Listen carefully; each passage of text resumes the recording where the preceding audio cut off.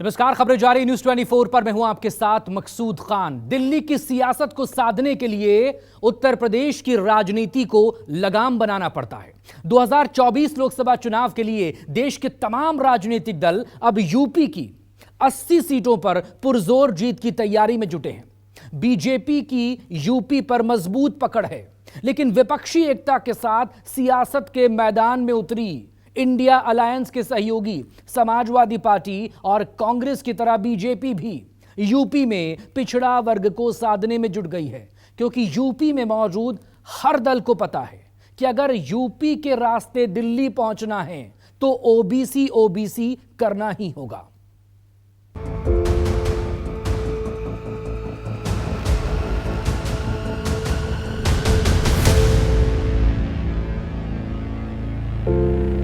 UP में शुरू OBC का चैलेंज, जाति किसका करेगी game change.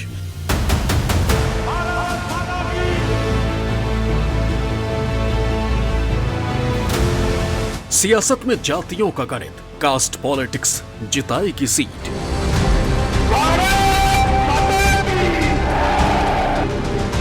Mahakumbh versus PDA का फॉर्मूला, बीजेपी या एसपी किसका बनेगा किला।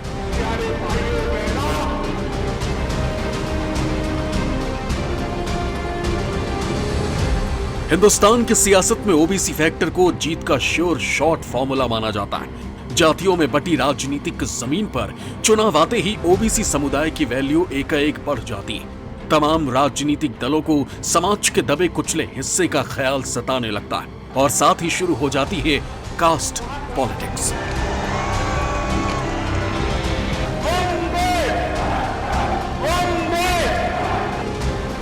और जब उत्तर प्रदेश की सियासत की बात हो तो ओबीसी वोट बैंक की कीमत और भी बढ़ जाती है।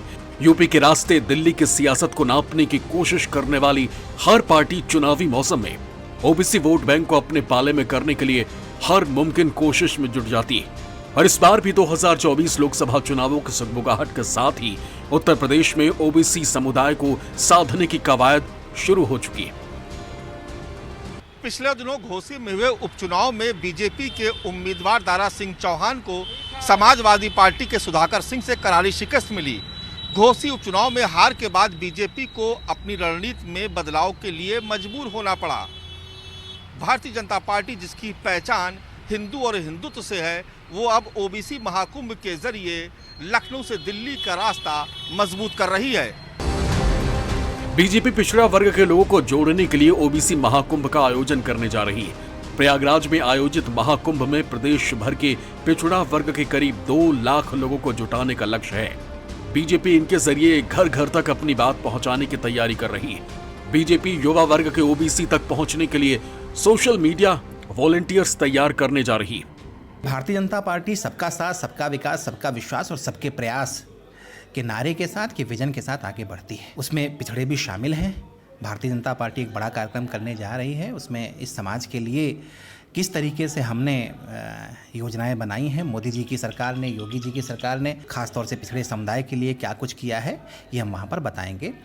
और 2024 का चुनाव हमारे सामने है। निश्चित रूप से सभी समाज के लोग मिल करके भारतीय जनता पार्टी को आगे ले जाएंगे, मोदी जी की सरकार बनाएंगे। उत्तर प्रदेश में लोकसभा चुनाव नज़दीक आने के साथ ही अब ये पिछड़े वर्ग के सम्मेलन शुरू हो जाएंगे, महाकुंभ शुरू हो जाएगा। और अभी लोकसभा चुनाव के पहले जो जिस तरह घोसी का रिजल्ट आया है और जो परिस्थितियां दिखाई दे रही हैं, उससे हर पार्टी पिछड़े वर्ग में अपनी पैठ बनाने की कोशिश कर रही है। और रोचक बात यह है कि घोसी में हारा भी अति पिछड़ा है, यानी कि दारा सिंह चौहान जो लोनिया समाज से हैं। तो बीजेपी के लिए एक ऐसा मौका है कि वो अति पिछड़े समुदाय को भावनात्मक तौर पे एकजुट कर सकते हैं और साथ में 2024 की तैयारी के लिए एकजुटता का संदेश भी दे सकते हैं। बीजेपी की तैयारी है कि 2024 में यूपी की सभी 80 लोकसभा सीटें जीतने के लिए सोशल मीडिया के जरिए हर व्यक्ति तक अपनी बात पहुंचाई जाए। बीजेपी इसके लिए पिछड़ा वर्ग मोर्चा तैयार करने जा रही है। बीजेपी ने इसके लिए लोकसभा क्षेत्र से लेकर मंडल स्तर तक अलग अलग टीमें बनाने की तैयारी की है। लोकसभा, विधानसभा और प्रदेश स्तर की टीम में 23 लोगों को शामिल किया जाएगा। जिले और मंडल स्तर पर 13 युवाओं की टीम होगी। बीजेपी का ओबीसी मोर्चा हर विधानसभा क्षेत्र में पिछड़ा वर्ग के 50-50 कार्यकर्ताओं की टोली तैयार करेगा। इसमें शामिल सोशल मीडिया वॉलंटियर केंद्र और राज्य सरकार की तरफ से पिछड़ा वर्ग के लिए किए गए कामों को पिछड़ा वर्ग तक पहुंचाएगी। हर जिले में इसके लिए ट्रेनिंग वर्कशॉप होगी। जबकि 24 अक्टूबर को बीजेपी एक बड़ा ओबीसी मोर्चा सम्मेलन करने की भी योजना बना रही है। चुनाव के मद्देनजर बीजेपी के ओबीसी मोर्चा ने विशेष रणनीति पर काम करना शुरू कर दिया है, जिसके माध्यम से महापुरुषों की जयंती और पुण्यतिथि पर हर विधानसभा क्षेत्र में आयोजन किए जाएंगे। साथ ही साथ 17 सितंबर को प्रधानमंत्री नरेंद्र मोदी के जन्मदिन और विश्वकर्मा जयंती के अवसर पर भी हर जिले में विश्वकर्मा दिवस मनाया जाएगा।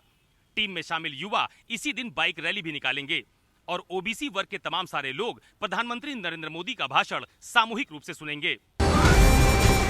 भारतीय जनता पार्टी के इस ओबीसी महाकुंभ की रणनीति ने इंडिया गठबंधन में शामिल समाजवादी पार्टी और कांग्रेस को हमलावर बना दिया है। घोसी में जीतने वाली समाजवादी पार्टी और सहयोगी कांग्रेस बीजेपी की ओबीसी पॉलिटिक्स पर अभी से कटाक्ष करने में जुट गई। उनको अगर कुंभ करना है तो बेरोजगारों का कुंभ करें। इस वक्त 45 साल की सबसे बड़ी बेरोजगारी, करोड़ों नौजवान बेरोजगार हैं। उनको अगर कुंभ करना है तो बीमारों का कुंभ करें। उनकी जो आयुष्मान योजना पूरी तरह फेल हो गई है। तो अगर कुंभ करना है, किसी सरकार का कर्तव्य लोगों की जिंदगी में खुशहाली लाना है।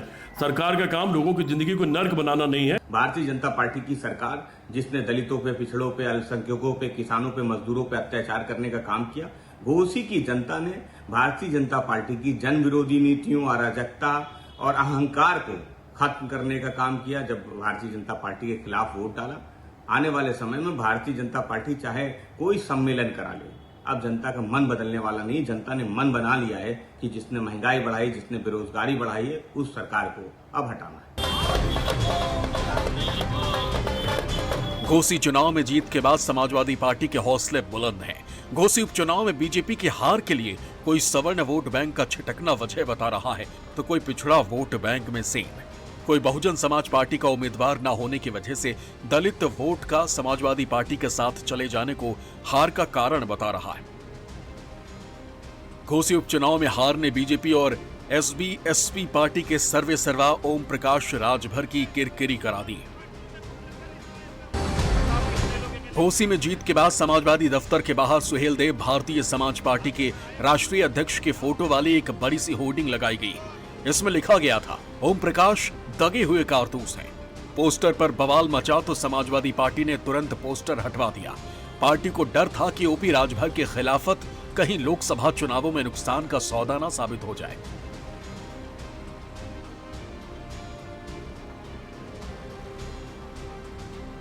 लोकसभा चुनाव की वैतरणी को पार करने के लिए भारतीय जनता पार्टी हो या नई नवेली इंडिया अलायंस, सभी उत्तर प्रदेश के 80 में से 80 सीटें जीतने का दम भर रहे हैं।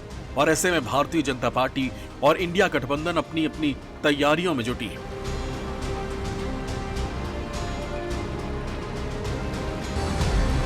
एक तरफ बीजेपी हिंदुत्व के साथ साथ यूपी की सभी जातियों को साधने की कवायद में जुटी है, तो वहीं समाजवादी पार्टी पीडीए यानी पिछड़ा, दलित और अल्पसंख्यक का नारा देकर जीत की राह तैयार कर रही है।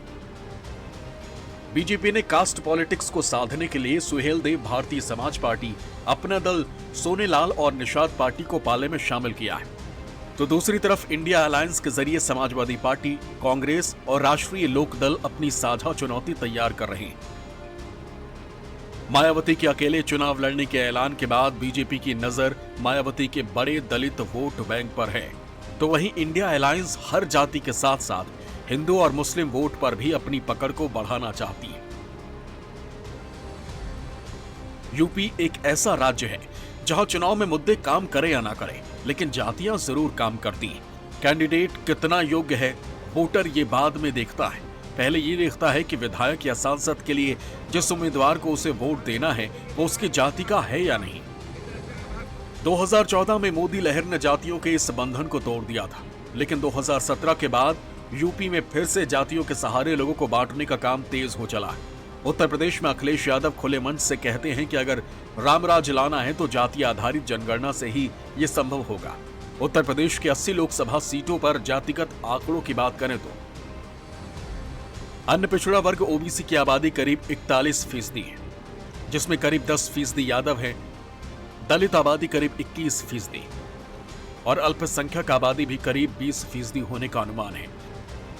ऐसे में देखें तो यूपी में कुल करीब 82% आबादी पिछड़ा, दलित और अल्पसंख्यकों की है। अनुमान के मुताबिक उत्तर प्रदेश में दलितों में सबसे ज्यादा हिस्सेदारी जाटवों की है, जो करीब 11.26%। दूसरे नंबर पर यादव आते हैं, जिनकी आबादी करीब 8.77%। तीसरे नंबर पर ब्राह्मण 8.62%। चौथे पर राजपूत 4.29%। पांचवें पर पासी SC 3.36% और छठे पर कुर्मी 3.02% आते हैं। यही वजह है कि यूपी में किसी भी पार्टी की कामयाबी का एक मंत्र है, ओबीसी वोटर जहां जीत वहां। जातिगत जनगणना की मांग के सहारे भी अखिलेश यादव यूपी की सियासत में एक नया ट्विस्ट लाने की कोशिश कर रहे हैं। अखिलेश इसमें कामयाब होंगे या नहीं, या फिर एक के बाद एक मोदी नाम केवलम के सहारे बीजेपी दिल्ली में हैट्रिक लगाएगी, ये जल्द ही जनता दरबार में तय हो जाएगा।